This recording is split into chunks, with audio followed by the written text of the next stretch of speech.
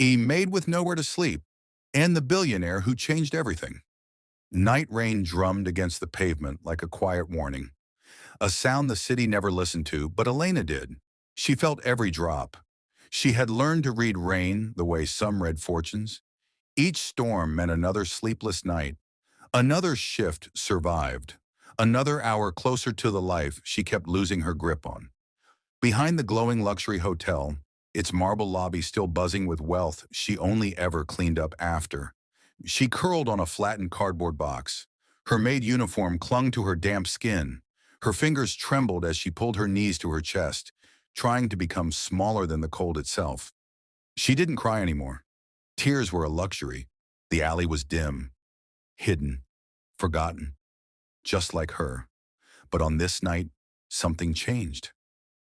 A set of headlights cut through the curtain of rain, slow, deliberate, not the kind that sped past the invisible parts of the city.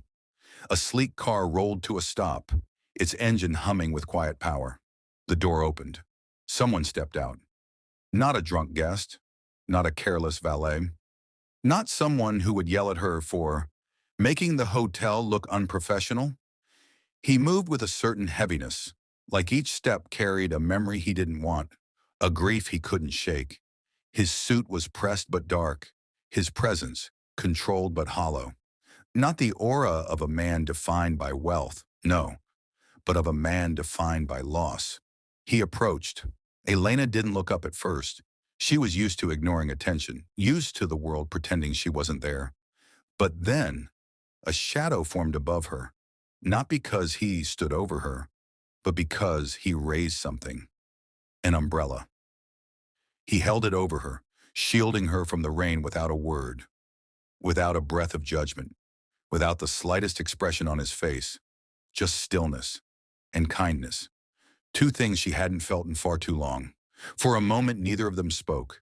The rain softened around them, falling everywhere except on her. And that's when it began. The night that would change everything. People walked past her for months, stepping over her pain, her silence, her exhaustion, never once slowing down long enough to see the woman behind the uniform. But the one who stopped was the last person she expected, a pause heavy with foreshadow. The man whose world was carved by tragedy, the man who never offered help to strangers, the man who avoided anything and anyone who might remind him of what he'd lost. The umbrella remained still. His hand never shook.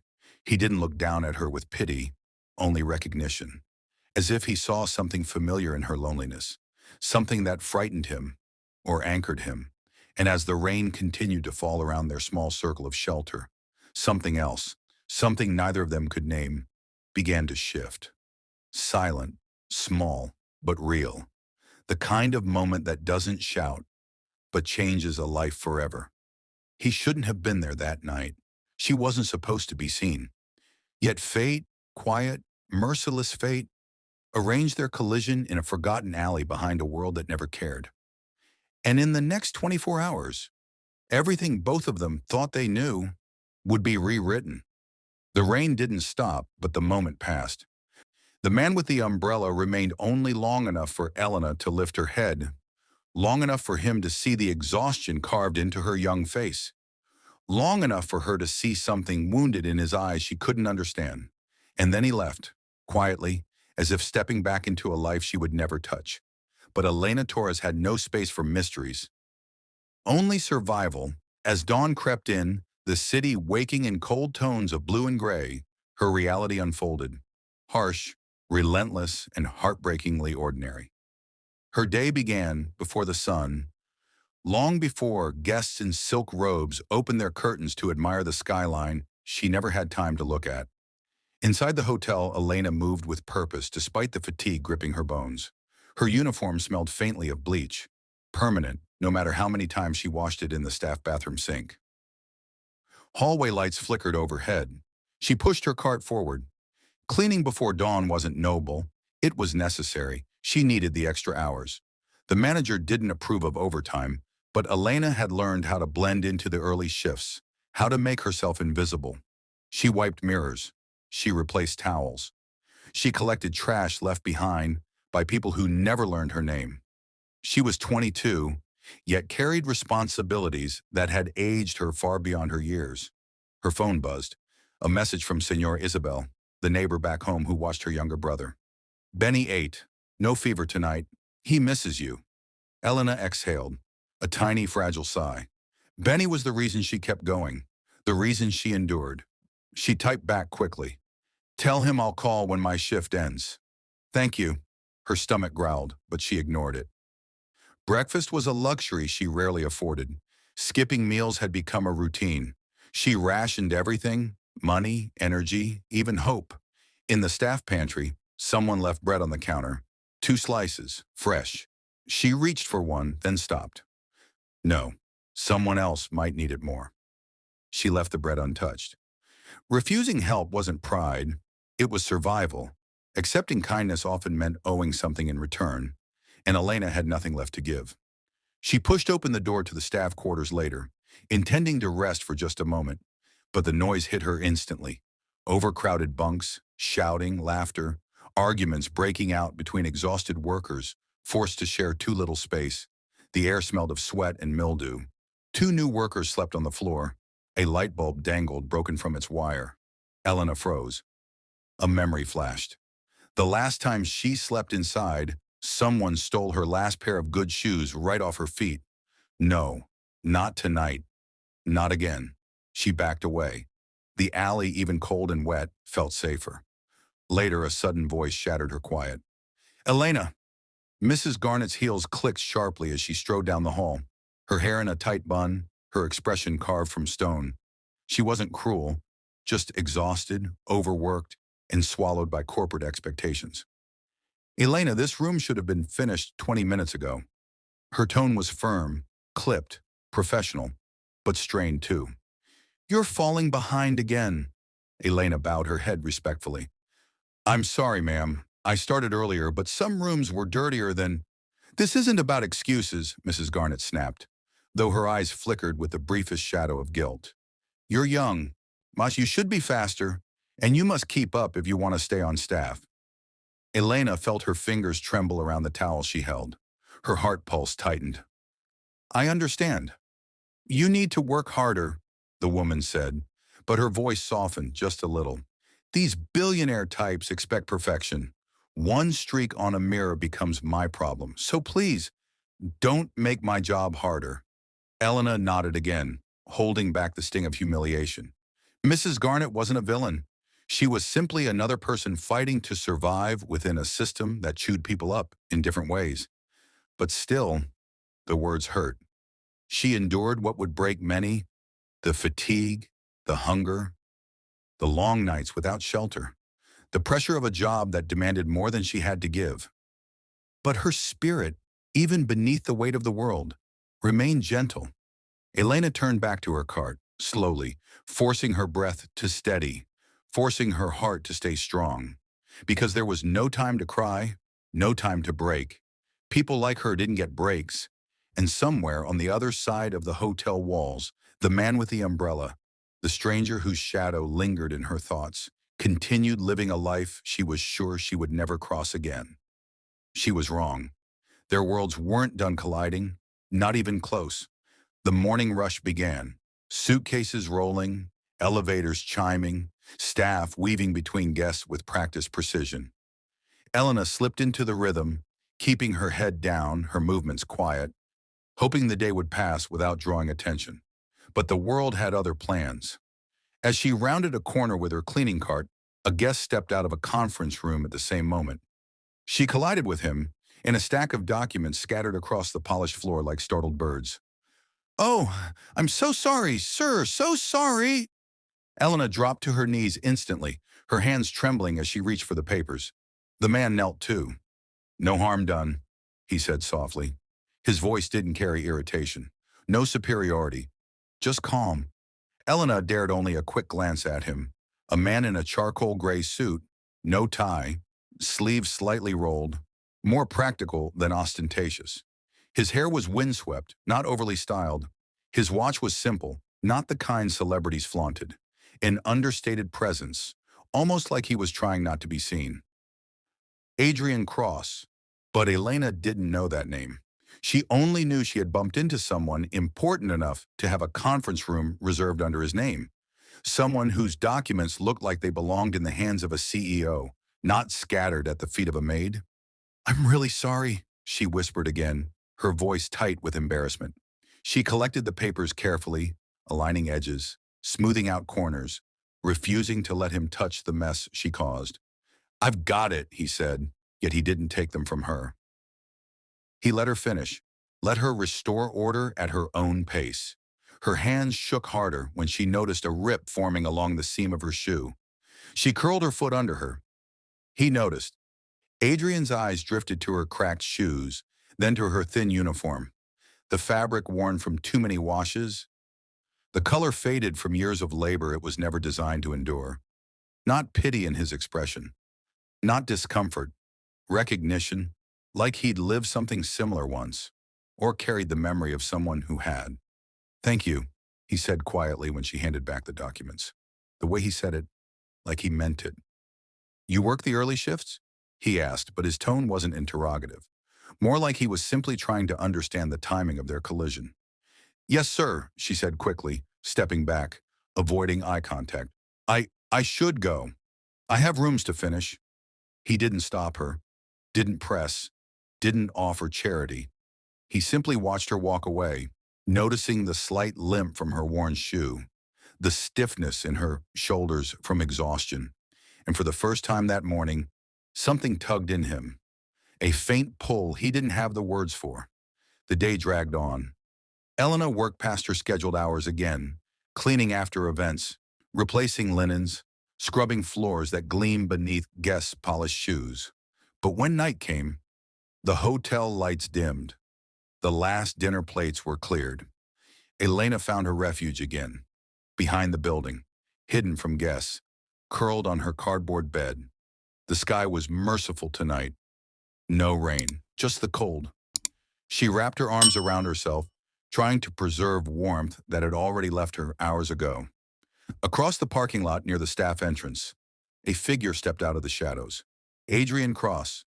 He hadn't planned to walk this way. He hadn't planned to linger, but he saw her. The same woman who apologized was shaking hands. The same woman with the cracked shoes, the faded uniform, the quiet dignity, sleeping outside on cardboard. Adrian stopped mid-step, not dramatically, not with shock or outrage, but with a subtle, piercing stillness. His jaw tightened almost imperceptibly, his breath caught. Something in his expression shifted, something private, something aching. A memory flickered in his eyes, too quick to name, too deep to forget. He looked around, no staff rushing to help her, no supervisor concerned about a maid sleeping on the ground. Just Elena, alone, vulnerable, invisible, unprotected. His hand tightened around the strap of his briefcase. He took a small step forward, stopped. Another step. Stopped again. It was as if he was fighting something. An instinct, a boundary he had drawn around himself long ago to keep the world at a distance. But tonight, that boundary trembled. Finally, Adrian exhaled, long and conflicted. He turned away. But his steps were slower now. He kept glancing back. And though he left her there to rest undisturbed, his mind didn't leave her, not for a second. He should have walked away without looking back. Men like him didn't get involved. Not anymore. Not after what he'd lost.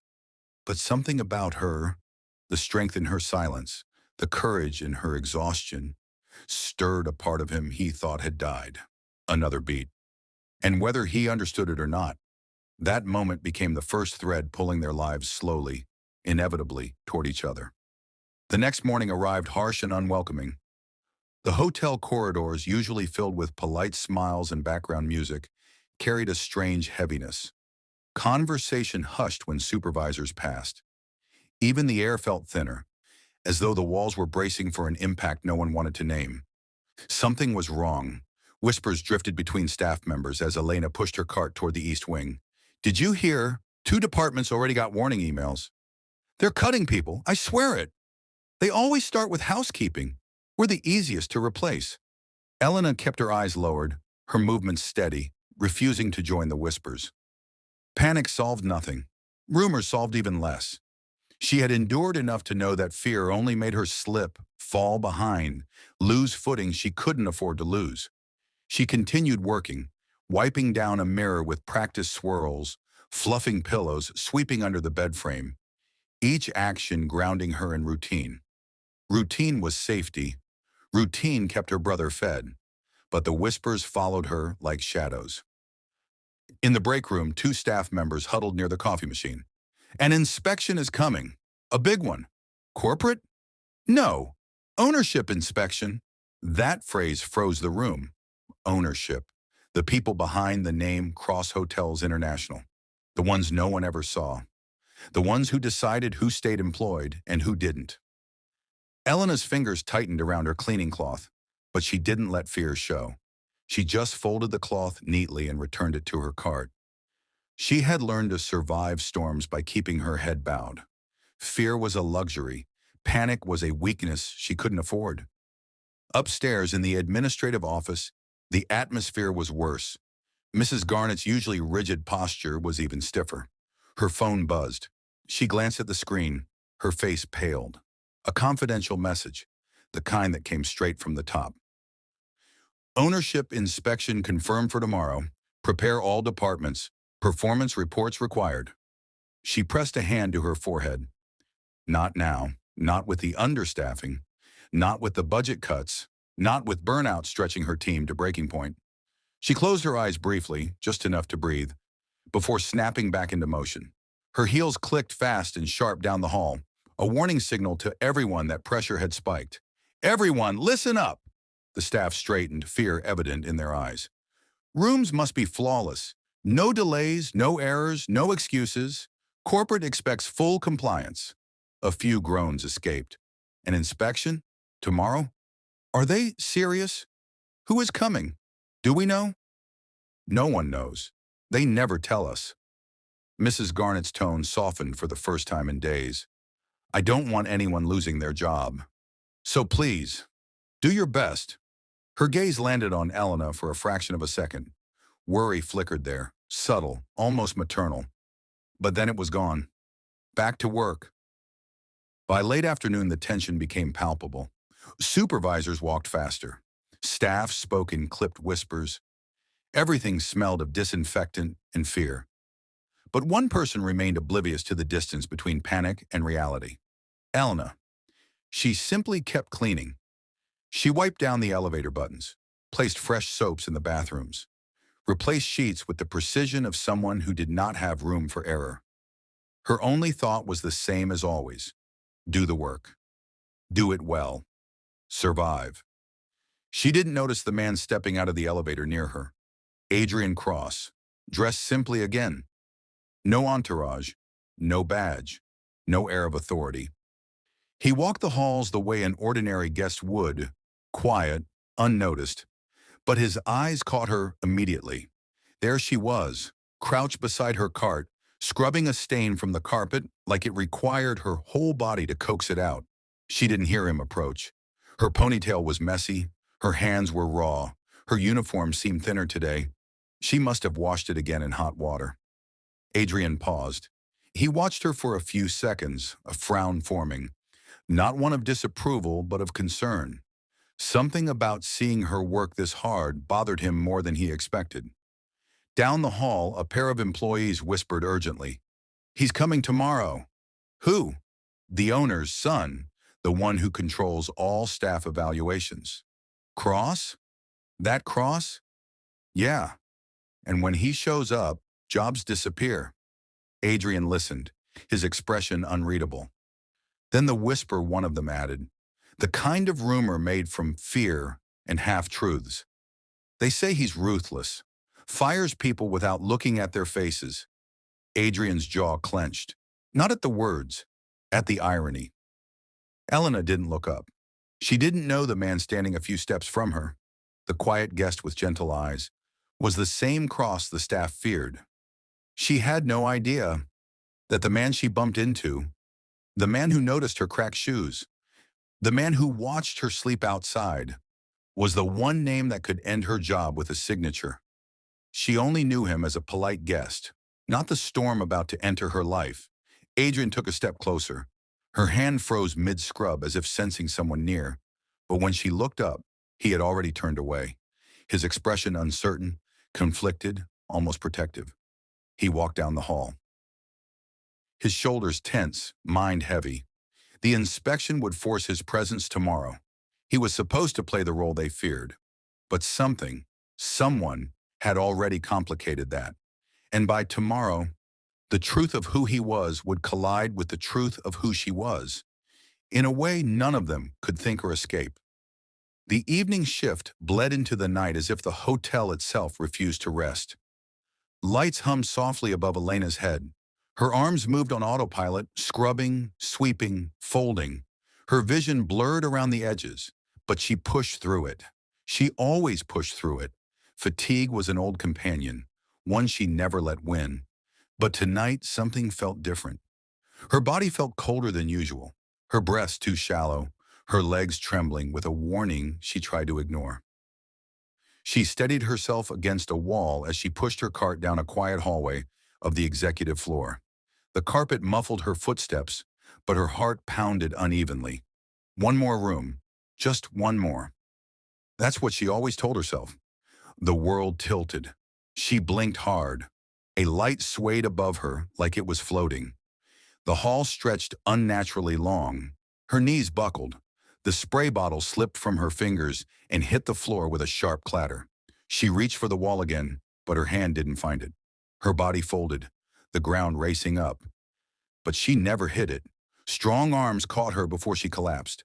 The world steadied. A voice, low, calm, familiar, cut through the haze. Elena. Her eyes fluttered open. Adrian was kneeling beside her, holding her gently but firmly, his brow furrowed with worry. He wasn't dressed like an executive tonight. No jacket, no conference papers. Just a man in a simple shirt, sleeves rolled, heart pounding for reasons he didn't want to examine. Elena, he repeated softly, you're not okay. She tried to sit up fully embarrassed, struggling for breath. I'm fine, sir. Sorry, I just got dizzy for a second. Don't apologize. His voice carried something she hadn't heard in a long time. Genuine concern. Just breathe. Her hands shook in her lap. He adjusted his position so she could lean back against the wall instead of him. The movement was gentle, respectful. He gave her space but didn't step away. Her eyes lowered, ashamed. This was the last thing she needed. To seem weak. To lose the job she depended on. But Adrian didn't see weakness. He saw exhaustion. Bone deep, soul deep, human. Did you eat today? He asked quietly. She hesitated. Silence answered for her. Adrian sighed softly through his nose, not frustrated with her, frustrated with himself for not stepping in sooner, frustrated with the system that had allowed this. Her breathing steadied a little. She wiped her forehead with the back of her hand, hoping he didn't notice how her fingers trembled. But he noticed everything. Her cracked shoes, her thin uniform, her raw hands, her lips pale from lack of food. The exhaustion she tried, desperately, to hide. He studied her for a long moment. This close, she could see how tired he looked, too. But his tired was the kind that came from memories, from grief, not from hunger, not from sleeping outside. He swallowed, voice low. Where do you sleep? The question hung between them like fragile glass. Elena's breath caught. She looked away. Her silence was immediate, heavy, and painfully honest. And Adrian understood all at once. He didn't push, didn't insist, didn't force her into humiliating explanations. He just nodded once, slowly, respectfully, acknowledging her struggle without intruding on it. In that silence, he learned more about her life than any answer could have told him. Elena gently pulled her hand away from his, forcing herself to stand even though her legs still trembled.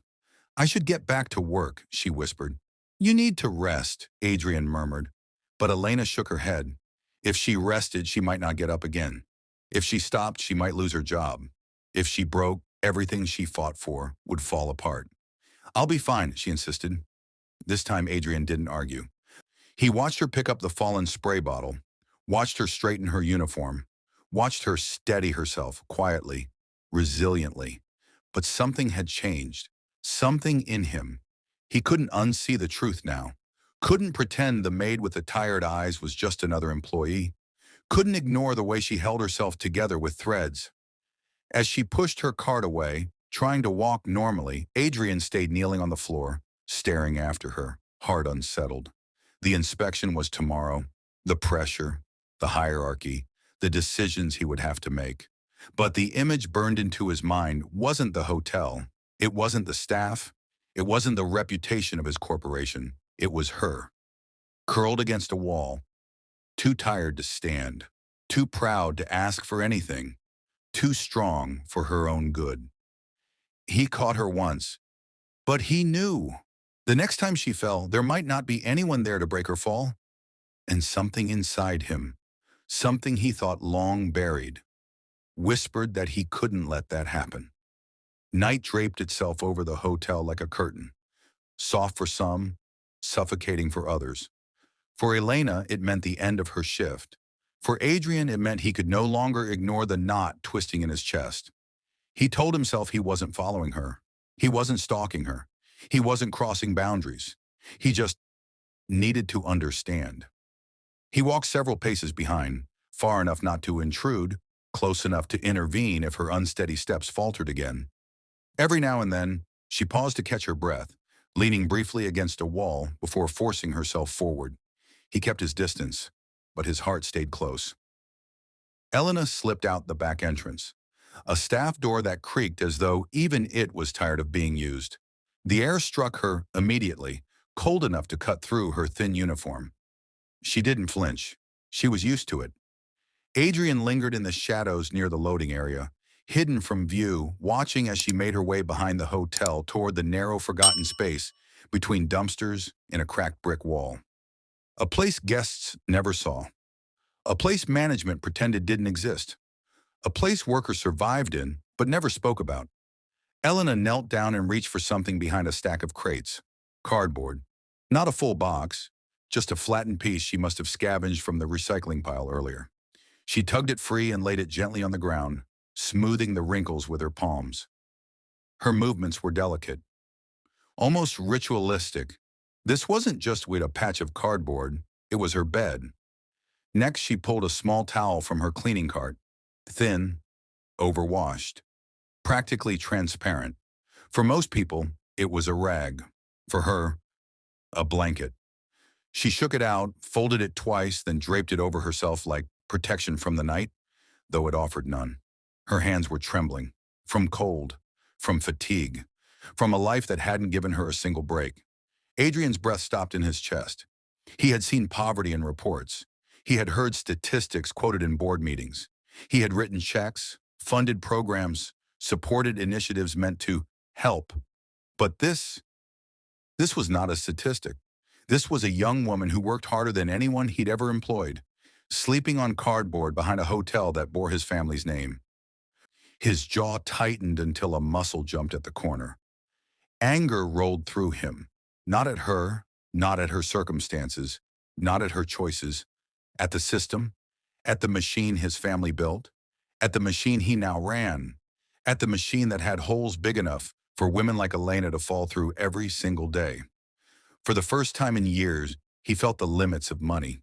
Money could buy luxury, buy silence, buy power, but it couldn't soften the ground beneath her, couldn't warm her shaking hands, couldn't undo the humiliation she carried every morning, couldn't erase the exhaustion imprinted into her bones. And that realization struck him harder than he expected. Adrian stepped slightly out of the shadows, instinct pulling him forward. He wanted to approach, to offer something, anything, but her shoulders curled inward, as if drawing what little warmth she had back to her heart. She didn't want anyone to see her like this. He froze. He couldn't take her dignity from her, not after everything else life had taken. All he could do was watch, helplessly, while she adjusted her towel blanket tighter around her and rested her head against a wall that had probably bruised her before. The moonlight revealed her expression in soft, tragic clarity. She wasn't crying. She wasn't breaking. She was simply enduring. And somehow that hurt more. Adrian swallowed hard, a quiet anguish flickering across his face. He lifted a hand slightly as if reaching toward her, but let it fall back at his side. After a long moment, he turned his head toward the sky, as though searching for an answer in the cold air. But the night remained silent. He exhaled slowly, painfully. He had walked past suffering before. The world trained men like him to look away. But this time, he couldn't. Because the woman sleeping on cardboard was no longer invisible to him. Adrian stepped backward into the darkness, but not with detachment this time, with resolve, with fury, with an ache he didn't yet understand. Tomorrow's inspection would change everything. For the hotel, for the staff, for him, and for her. Their lives were already intertwined in ways neither of them could escape. The night closed around them, one sleeping, one sleepless, both unaware of how close their worlds were getting. Elena steps out into the dimly lit staff alley, clutching her side where the cold air always seems to slice deeper than the night before. She's heading back to her makeshift corner when a sharp noise snaps her attention forward. Adrian stands only a few meters away, cornered by two men who seem to emerge from the shadows. One holds a knife, the other blocks the exit. Adrian's calm expression doesn't match the danger around him, but the tension in his jaw is unmistakable. He raises his hand slightly, trying to de-escalate. "I don't want trouble," he says quietly. The taller man steps closer, sneering, then hand it over. Watch, wallet, phone, everything. Elena freezes. For a split second, instinct tells her to run. She's tired, fragile, already hurting, but something in her chest tightens. This same man who caught her when she fell, who looked at her without judgment, who noticed her struggle without exploiting it, now stands alone. Before she even knows she's moving, her feet are already carrying her forward. She grabs the nearest thing within reach, a long-handled mop leaning against the wall. One of the men turns at the sound of her hurried steps. "What?" Elena swings, not wildly, not panicked, controlled, sharp, fierce. The wooden handle cracks against the man's shoulder. He stumbles back in shock. The other man curses and lunges for her. She dodges, her breath loud, her heart hammering. But she's not fast enough. His elbow hits her rib, sending her crashing to the ground. She winces, hands slipping on the dirty pavement. Adrian reacts instantly. He steps between her and the attacker, his voice turning cold, dangerously cold. "That's enough." There's a stillness in him that the men misread. They think he's defenseless. They don't know he grew up learning to defend himself long before he learned to build empires. He moves swiftly, disarming one, forcing distance with calculated force. Not excessive, just enough. The men flee, limping into the night, swearing under their breath. Silence falls. Elena sits on the pavement, clutching her side. Her breath trembles, but her eyes are steady, alert, more concerned about whether Adrian is safe than about her own injury. Adrian kneels before her, his chest rising and falling with restrained fury. "You," his voice cracks unexpectedly. "You could have been killed." She shakes her head, stubborn. "You were in danger. That doesn't justify—" He stops when he sees her wince. "You're hurt." Elena tries to brush it off. "It's nothing, just a bruise." But her hand trembles when she tries to stand. Adrian instinctively reaches for her, but stops himself just before touching her, giving her space, letting her choose. Her knees wobble. She chooses him. He supports her carefully, like she's something delicate he's afraid to break. But she isn't delicate. He knows that now. She's steel wrapped in skin, quiet strength forged by necessity, not choice. As he helps her steady herself, their eyes meet. Something triggers. Not romance. Not yet. Respect. Recognition. A silent promise that he won't ignore the truth of what he's seen anymore. Elena exhales shakily. "Please don't tell anyone about this." "Why?" His voice is softer now, confused. "You saved my life." "Because people like me," she swallows, We lose our jobs for causing trouble, even if it's for the right reason. Adrian stares at her, a storm gathering behind his eyes. People like me. He hates that phrase with a sudden visceral anger, because he knows it's true. Because he knows the world works exactly that way. But not tonight. Not with her. Not anymore. He doesn't tell her who he is. Not yet. Instead, he says quietly, "Then I'll keep your secret. But you shouldn't walk alone tonight." Her lips part, ready to refuse out of habit. But the alley feels colder. Her ribs ache. And he isn't someone who takes control. He offers it. She nods, slow and cautious. Together, they walk back toward the staff entrance. The night finally quiet again, except for the echo of a moment that neither of them fully understands yet. But both of them feel it. A trigger, a beginning, a spark born in the darkest place, a connection that shouldn't have happened, but did. The hotel's clinic is quiet at this hour, lit only by the soft glow of a desk lamp and the faint hum of the air conditioner. The nurse has just finished bandaging the bruise along Elena's ribs, giving her a sympathetic look before stepping out to file paperwork. Elena sits stiffly on the examination table, hands clasped tight, trying to pretend she isn't in pain. She doesn't want anyone to think she's fragile. Fragile people get removed, replaced, overlooked. She needs every shift she can get. Adrian stands a few feet away, not hovering, not studying her like a problem to solve. Just present. Arms folded, shoulders tense, expression unreadable. For a moment, he simply watches her breathe. Slow, shaky, determined. That determination bothers him. She shouldn't have to fight this hard to exist. "You shouldn't be out there," he says finally, voice low, pacing his words as if afraid the wrong tone will spook her. "Sleeping outside, alone." "It isn't safe." She looks away, jaw tightening. "It's fine. I manage." He steps closer, not enough to intimidate, just enough that she can see the sincerity in his eyes. "Elena," he says softly, and when he uses her name, she startles. She never told him. The badge on her uniform must have given it away, but he says it with a familiarity that feels too gentle. "Come. Just for tonight. There's a suite on the West Wing. No one will bother you. No one will know. You can rest. Properly." Her head shakes almost before he finishes the sentence. "No," she whispers. "Thank you. But no." He doesn't hide his confusion. "Why?" "Because nothing in this world is free." She looks up at him, eyes raw but steady. "People don't offer help unless they want something in return." Her voice breaks on the last word, and she hates that it does. She turns away, blinking fast. Adrian's chest tightens, not out of frustration, but out of something far heavier. He suddenly understands just how carefully she's built her boundaries. How many times someone must have crossed them. He raises both hands slowly. No threat, no pressure. "I'm not asking for anything," he says quietly. "Not now, not ever." Her brows pinch in disbelief. She doesn't call him a liar, but her silence speaks loudly. He takes out a small white business card. No logo, no title, just a number. He places it on the counter beside her, gently, like he's afraid that even the sound of it touching the surface might break her trust further. "If the cold becomes too much," he pauses, choosing his words carefully. "Call me, that's all."